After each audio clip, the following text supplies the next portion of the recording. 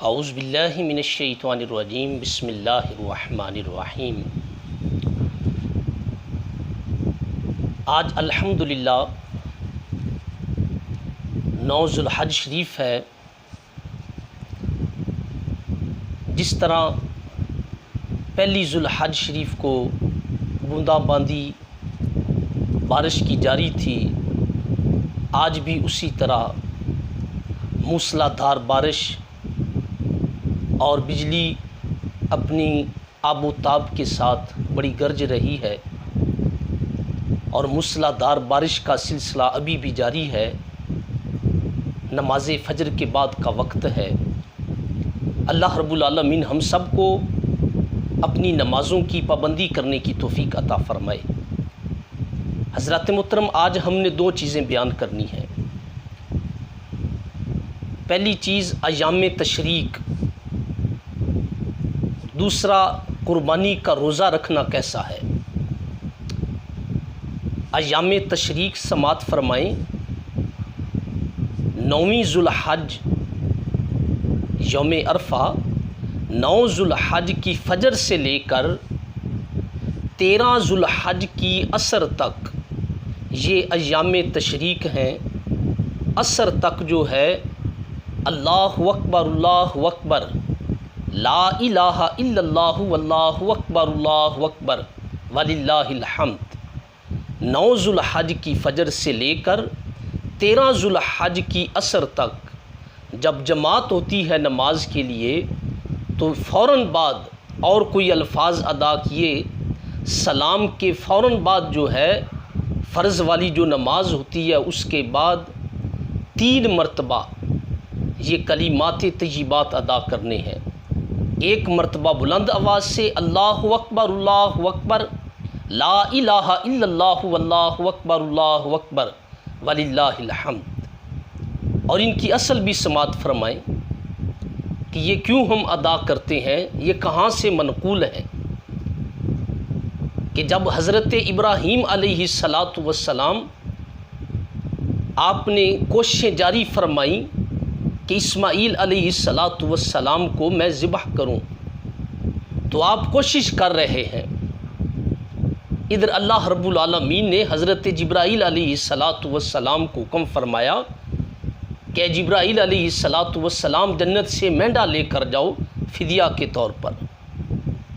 یہ واقعہ اختصار کے ساتھ سماعت فرمائیں۔ تو جب آپ لے کر آئے حضرت جبرائیل علیہ السلام، تو دور سے ہی روکنے کے لیے آپ نے فرمایا اللہ اکبر۔ تو حضرت ابراہیم علیہ السلام نے جب یہ آواز سنی، تو آپ سمجھ گئے کہ اللہ رب العالمین نے امتحان میں کامیابی عطا فرمائی ہے۔ تو آپ نے جب یہ ماجرا دیکھا کہ حضرت جبرائیل علیہ السلام کے پاس فدیہ کے طور پر جنتی مینڈا موجود ہے، تو آپ نے اسی وقت کہا لا الہ الا اللہ واللہ اکبر۔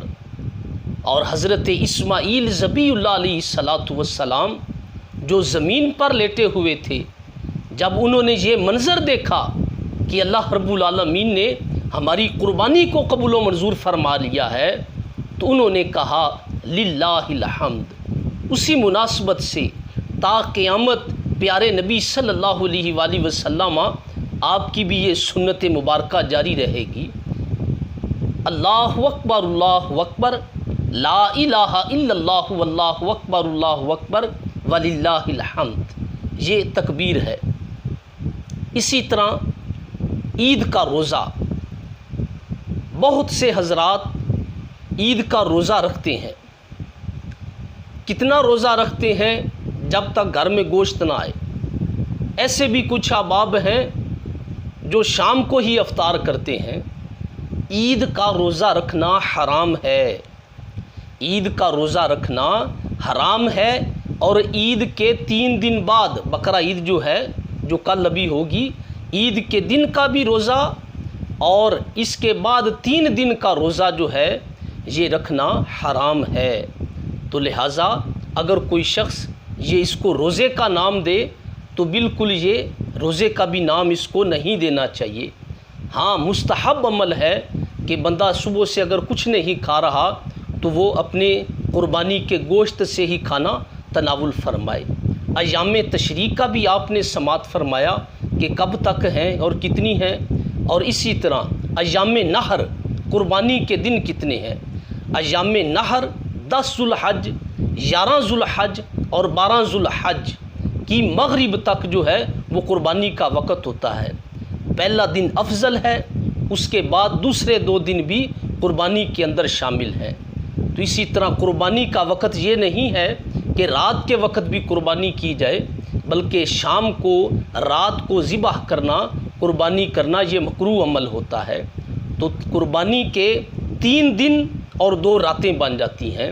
اللہ رب العالمین ہم سب کو قربانی کے مسائل کی بھی سمجھ عطا فرمائے، اور عید کے اندر جب انسان آئے تو اس کے اندر کیا ہوتا ہے کہ چھوٹی عید کو گھر سے تاعدد کھجوریں کھائی جاتی ہیں، منہ میٹھا کر کے آیا جاتا ہے، تو لہٰذا اس کے اندر جو بقرہ عید ہے جب گھر سے آئیں تو کچھ نہ کھائیں، بلکہ اگر کھانا ہے تو عید کی نماز پڑھ کر جائیں اور کھائیں۔ اور ایک اور ضروری چیز کہ عید کی نماز سے پہلے مسجد کے اندر، گھر کے اندر کوئی بھی نوافل پڑھنا یہ مکروہ ہوتا ہے۔